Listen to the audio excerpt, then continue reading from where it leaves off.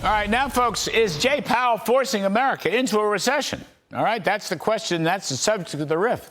Why is Jay Powell stubbornly clinging to his high interest rate policy? Indeed, why is Jay Powell clinging to his job?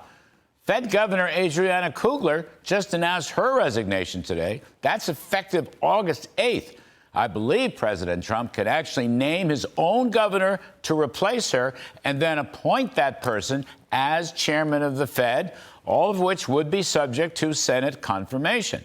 There are also rumors that another Fed governor, Mr. Michael Barr, is about to resign, giving Mr. Trump yet another option. Now, I don't think we're in a recession, but the July jobs report was terrible. 258,000 down with revisions in May and June. Over the past 3 months, private sector jobs averaging only 52,000. You really need about 125 or 150,000 to keep the economy going strong. The small business household survey dropped another 260,000, and over the past 3 months, it has averaged a decline of 288,000.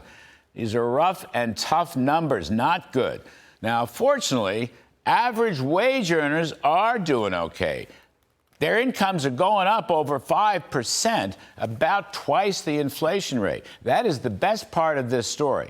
And the tax-free tips and the overtime will kick in before long, although the IRS has got to make some important adjustments.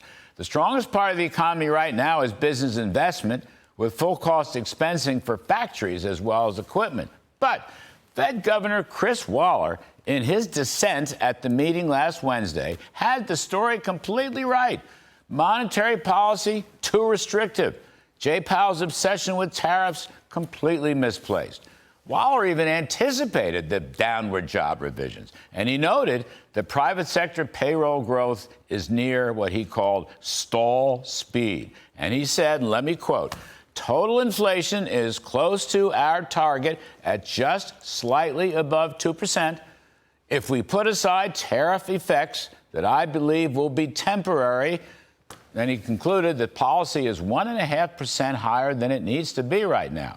1.5 percentage points, way too high above the Fed's target of 4.5%. Waller saying that they should be cutting their interest rates. He would have had them cut in July. 1.5 percentage points is way too high above the target rate. I think the Fed should be cutting rates right now, immediately. I think they should have gone, frankly, with those job revisions. They should have cut in May. They should have cut in June. They should have cut this month in July. And they should not wait until September. Now, the one big, beautiful bill is going to have an enormously positive economy impact. But right now, Jay Powell's tight money, well, it's damaging housing, autos, credit cards, you name it. Powell should step down immediately. Let President Trump put his own people in place in order to save the economy until the full thrust of Trumpian economic growth can take off. And that is the risk.